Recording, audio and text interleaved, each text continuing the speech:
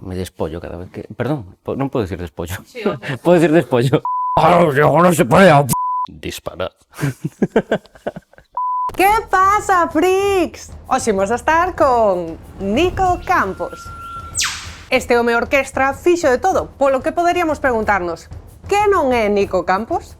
Realizou unha manchea de curtametraxes, videoclips e documentais entre os que salientan Toñito Blanco, Só, Perdido e Vicioso, ou Chichi máis eu, dedicado ao seu proxenitor e pioneiro do cómic.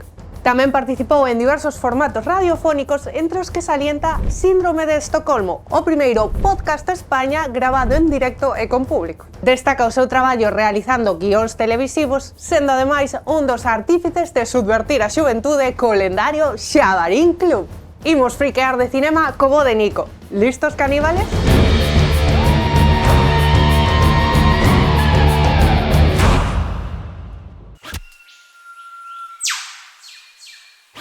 Cando era o filme da infancia, eu máis que un filme lembrome dos VHS que había na casa dos meus avós, que eu pasaba moito tempo ali con eles, eran tempos en internet nin consolas, bueno, tiña a primeira Nintendo, pero non había moito máis que facer ali no pobo. Eu estaba vendo moitas veces en bucle a filmografía de Hitchcock. Me veía eu pero que mato a Harry, con la muerte nos talones. Lembrome moito de dicirlle a miña nai que quería ver Náufragos. Parecíame unha locura como facer unha película sen sair dunha lancha, non? Como era... Ela dicendo, pero eres moi pequeno, eu debía ter 7 anos, 8, non sei.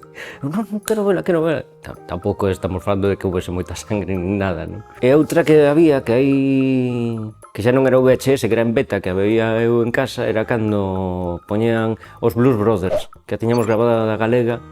Para min sempre foi os Blues Brothers en Jake Elwood falando en galego. E que claro, cando me enterei de que era Granujas a todo ritmo, que se chamaban en España, era en plan, pero por Dios, a onde ides? No, claro, era os Blues Brothers e poñía, o crédito poñía Blues Brothers. Bueno, pues Blues Brothers, punto.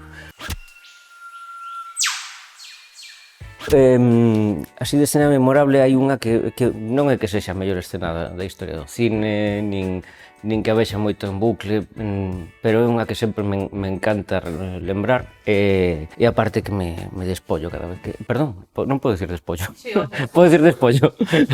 Vale. É que me despollo moitísimo cada vez que a vexo, que é unha de 2013, Escape de Los Ángeles, de John Carpenter, que é cando Snake Plissken está rodeado de 6 tipos, os mira aí co ollo e dice: está bien, pringados, os voy a dar una oportunidad.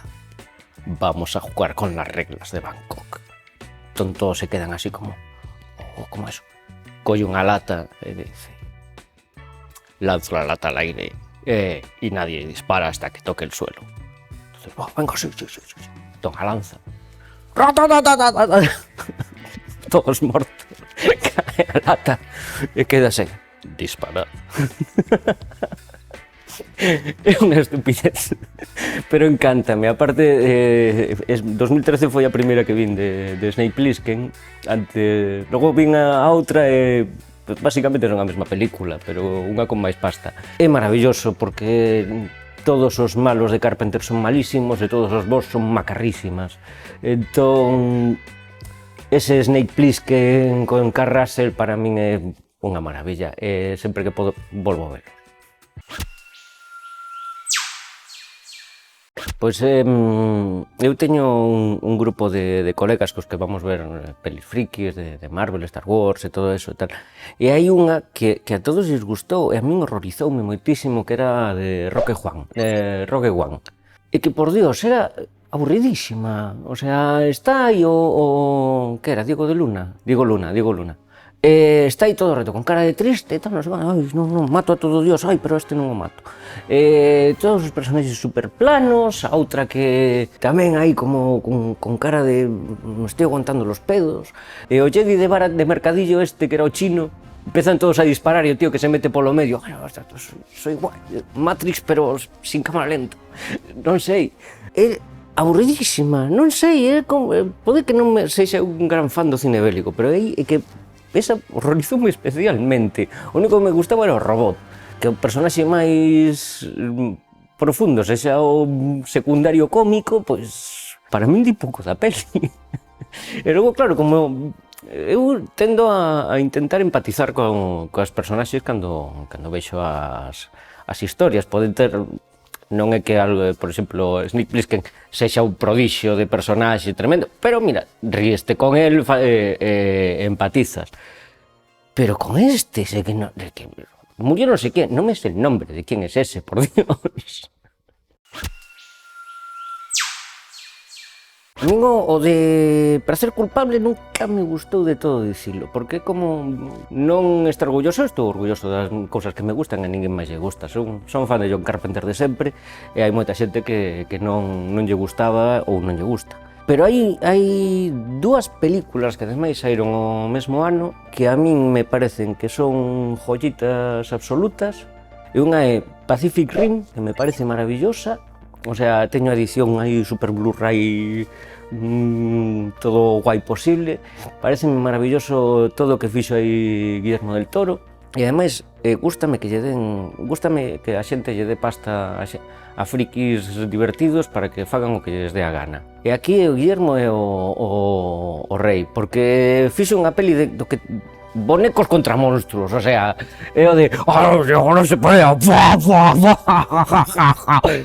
Claro, mola, hai nese momento da peli, cando saca a espada aí porque o robot, porque se non tal, e por que non sacaron antes? Porque agora é cando mola sacala, sacar antes non ten gracia, hombre. Entón, claro, unha peli divertidísima, que teña unha gran profundidade, nin nada, pero é maravillosa, que non pode disfrutar eso, por favor.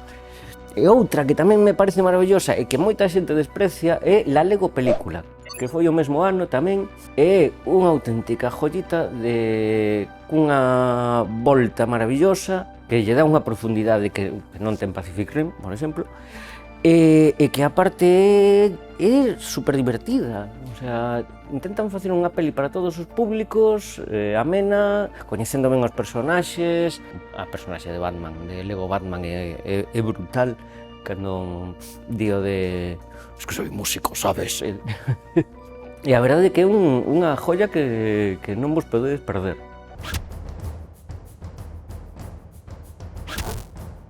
Jeremy Irons en La Jungla 3. Marisa Tomei.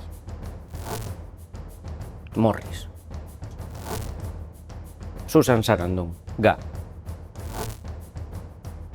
John Carpenter. La matanza caníbal de los garrulos lisérgicos.